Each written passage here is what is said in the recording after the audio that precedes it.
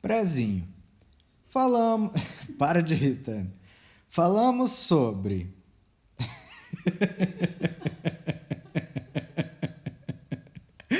Falamos sobre... Chegou o momento de falar sobre a colonização da América, mas hoje o nosso foco será Espanha, beleza? Assim sendo, colonização da América Espanhola. Vamos lá? Moços e moças, falei para vocês que grandes impérios já existiam nas Américas antes da chegada dos europeus aqui. Mas, por uma série de motivos já trabalhados em outras palestrinhas, aqueles antigos impérios como o Inca, o Maia e Azteca chegaram ao seu fim, encontraram o seu crepúsculo. Professor, eu não lembro os motivos, eu não lembro muito desse assunto, eu não vi. Senhores, basta assistir às palestras passadas, estão todas lá disponíveis. Assista quantas vezes vocês quiserem, está lá disponível para vocês justamente para isso, beleza? Saibam, senhores, que esses antigos impérios chegaram ao seu fim. A Espanha, então, deu início à criação de aparatos a partir dos quais a ela foi facilitada o processo de colonização. Porque, senhores, como vocês bem sabem, as Américas, e quando eu digo as Américas, eu me refiro à América do Norte, América Central, América do Sul, são gigantescas. Aquelas que ficaram sob a influência da Espanha circunscreve-se mais ou menos onde hoje estão os limites da América Central e parte considerável da América do Sul, tá? Assim sendo, grandiosa, vasta, muita territorialidade. Pessoal, não seria de qualquer forma que isso seria mantido, tá? Para manter e gerenciar, era necessário a criação de uma série de aparatos, uma máquina, um sistema, a partir do qual a colonização pudesse se dar de forma mais efetiva e organizadinha.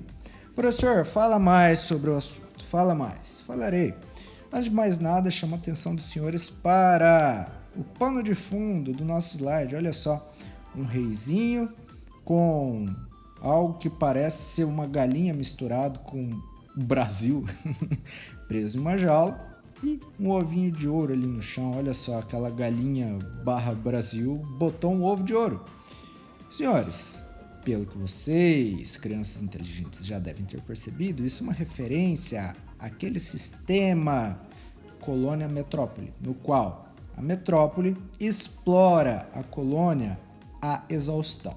Não é para menos que o tadinho do Brasil tá lá enjauladinho e o rei tá lá, ó, curtindo, gordinho, barrigudinho, bem sentadinho no seu trono, cochilando, apenas usufruindo dos ovinhos de ouro que são botados pelo coitadinho do Brasil que está lá numa jaula.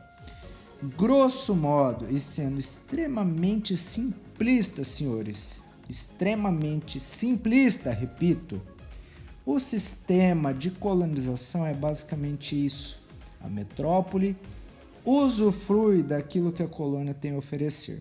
Como se a colônia fosse uma pasta de dente e a metrópole simplesmente apertasse de forma a tirar todo o conteúdo para si e realmente esvaziá-la por completo. Por quê? Porque ela é vista, senhores, como a galinha dos ovos de ouro. Presta para dar riquezas. Presta para oferecer aquilo que ela tem dentro de si. Professor, e se essas riquezas uma hora vierem a acabar? Foi bom enquanto durou. Para a metrópole, para a colônia não. Atenção, senhores. Após a consolidação de seus domínios no continente, ou seja, após o término daqueles grandes impérios que aqui existiam, a Espanha implantou sua autoridade na América de forma um tanto quanto mais organizada, eis a mencionada máquina colonial. Professor, que máquina é essa?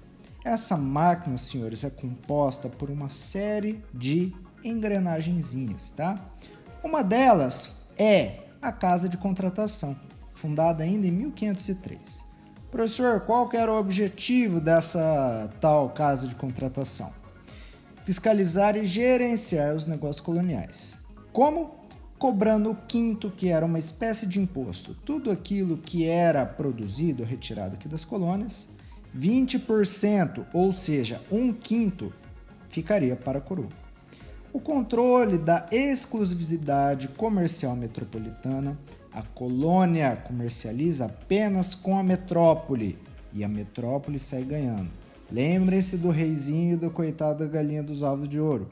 A galinha não vai vender os seus ovinhos ou fazer o que ela quer com os seus ovinhos. Não, ela está presa e quem usufrui das suas riquezas é o rei, a metrópole, no caso, a corte espanhola.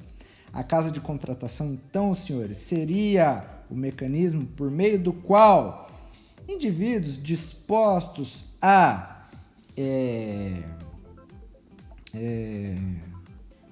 realizar suas empreitadas nas Américas, ou trabalhar na extração de metais preciosos, ou trabalhar com a agricultura ou a pecuária, aqui dirigiam-se a essa instituição e, uma vez todos regulamentadinhos, poderiam vir para cá trabalhar, desde que mantivessem essa relação exclusiva para com a corte espanhola e pagasse os seus impostos em dia. Professor, então, para além das empreitadas financiadas pela coroa, também havia negócios particulares, espécies de, empreendimentos particulares. Tem um espanhol lá muito interessado em investir aqui nas Américas. Ele ia até essa casa de contratação que se encontrava lá em Sevilha, na Espanha, e lá ele fazia documentação e tal, e mandava a galerinha pra cá pra trabalhar. Como que é? Galera, é mais ou menos isso sim, tá? Desde que, repito, esse cara mantivesse a exclusividade do comércio para com a metrópole e pagasse os seus impostos em dia, sim, ele realizaria o seu empreendimento aqui na América, tá?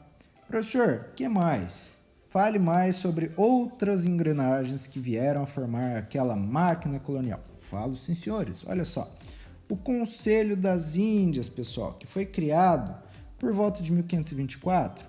E o objetivo desse órgão, mais especificamente, era lidar com as questões legislativas. Professor, como assim? Era por meio desse conselho que leis e decretos eram criados e estipulados. Pessoal, as colônias eram uma extensão do Império Espanhol. A colônia era bastante diferente do Império, claro. Não havia a mesma estrutura, a mesma cultura, não era a mesma dinâmica.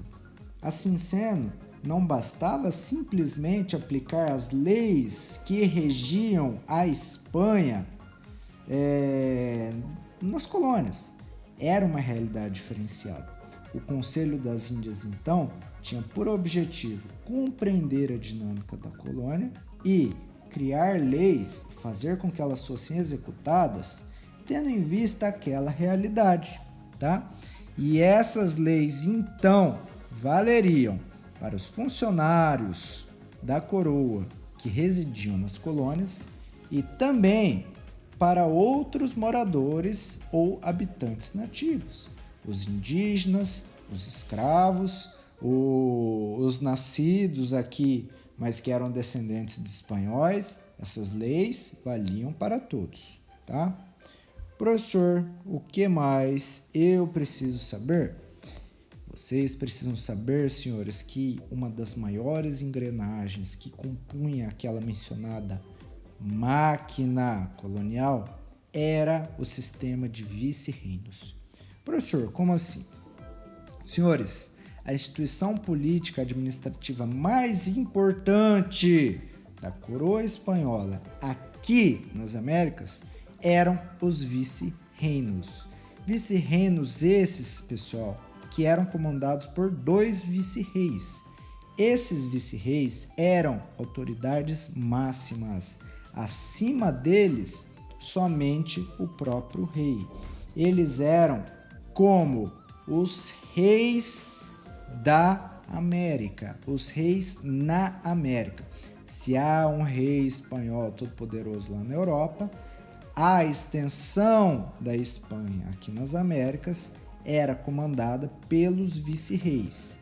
Fica claro? Quando eu digo o rei da América, eu não quero dizer um rei de toda a América, mas sim o representante do rei na América. Deixa eu me expressar melhor. Ele era o representante do rei na América. Se a gente tem um reizão lá na Espanha, a gente tem aqui os vice-reis, que são os representantes dele em solo americano. Fica claro? Muito bem, senhores, muito bem. Professor, havia essa divisão de vice-reinos. Como ficou, então, as colônias espanholas? Ficou assim, galera. Vejam só. Aqui, na América do Sul, nós tínhamos alguns grandes vice-reinos, como o vice-reino do Rio da Prata.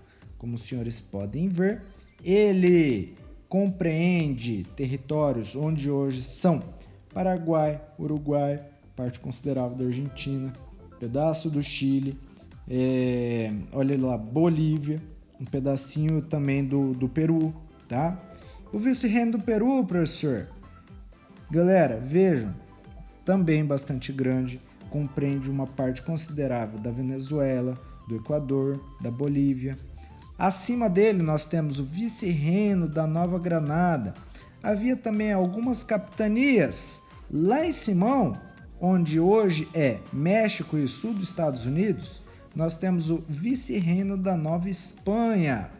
O México todo também é dividido em capitanias. Olha só também, galera, um pedacinho da Flórida. A ilha espanhola que veio a ser dividida em dois, lembre-se, a gente falou sobre o Haiti, estão lembrados? De um lado a República Dominicana, de outro lado o Haiti. A ilha espanhola até então uma posse da Espanha, mas que veio a ser disputada ferozmente pela França. Então a configuração política ficou mais ou menos assim, galera. Vice-reinos e capitanias, tá? Entendam, senhores, que os vice-reinos eram as unidades administrativas mais importantes e as capitanias reportavam aos vice-reinos, tá? Acima das capitanias, os vice-reinos. E para cada vice-reino, 2 vice-reis. Fica claro? Muito bem. Professor, tem um vice-reino, mas isso está muito vago, essa informação está muito genérica. Como é a estrutura político-administrativa dessa bagaça? Porque é muito bonitinho mostrar um mapinha pra gente, tudo recortadinho, onde é o vice-reino tal e onde que fica a capitania tal. Mas e daí? O que eu faço com essa informação? Eu não sei nada sobre os órgãos desse corpo, eu não sei nada sobre o que compõe essa ideia abstrata de vice-reino. Calma, não chore, presta atenção, titio, que eu vou te contar já. Saibam os senhores que os vice-reinos, senhores, eram unidades político-administrativas, tá? E dentro deles havia outras instituições político-jurídicas. Eram elas a governadoria, a audiência, o corregimento, o cabildo ou conselho, além da República dos Índios. Senhores, isso que eu vou falar agora não está correto. Aí, professor, vai ensinar coisa errada pra gente? Não, eu vou fazer essa comparação com fins didáticos, mas sabem os senhores que está incorreto dizer dessa forma. Se alguém disser que eu disse, eu nego até a morte. Mas, senhores, para vocês compreenderem melhor esse sistema administrativo, eu quero que vocês imaginem o município de vocês, né? Eu dou aula aqui em Londrina, sei lá, talvez vocês estejam me ouvindo de outro lugar, mas imagine o município de vocês. O município é governado pelo prefeito. Prefeito esse que não governa sozinho. Há uma série de vereadores que participam da administração municipal. Vereadores e prefeito, assim como o seu vice-prefeito, não são os únicos encarregados pela administração municipal. Olha só, nós temos uma série de outras secretarias e também órgãos que, cada um com a sua especificidade, trabalha em função da administração do município. Assim sendo, senhores, imaginem esses vice-reinos como cidades-zonas, compostas, cada uma delas, pelo seu prefeito, pelos seus vereadores, pelos seus órgãos, como, sei lá, a Procuradoria Municipal, que fica encarregada das questões das leis e da aplicação das leis. Se alguém fez alguma arte, esses caras vão investigar e levar notificações jurídicas para os acusados. A gente tem também o órgão responsável pelas riquezas daquele município, que é a Secretaria da Fazenda, no caso do município. Nós temos também a Ordem dos Advogados em âmbito municipal, que vão ser responsáveis por tal coisa. E, enfim, galera, o que eu quero dizer com isso? Cada município tem os seus órgãos que, cada um com suas funçõezinhas, trabalham em função da administração municipal. O vice-reino não é diferente, ele é dividido da mesma forma. Tá, aí entra o problema dessa comparação. É descabido, é um absurdo imaginar que o vice-reino funciona da mesma forma que o município moderno. Não, senhores. Essa comparação já seria erradíssima. A que eu falei já está errado. Mas fazer essa comparação sem ressalva nenhuma, aí sim seria um absurdo e seria errado, meu Deus, a nível intolerável. Para tentar me redimir de ter ensinado uma coisa muito erradinha, não está errado, não. Eu já me expliquei e falei que os fins eram didáticos. Mas, para problematizar um pouco melhor essa situação e ser um pouco mais específico, falarei sobre cada uma dessas funções, separadamente, para deixar as coisas um pouco mais claras. Professor, fala agora, por que não? Por que, senhores? Porque chegamos ao fim do primeiro bloco. Quer saber mais? Acesse o bloco 2 e assista lá a continuação da nossa palestrinha. Vai lá, corre lá, te espero. Beijo.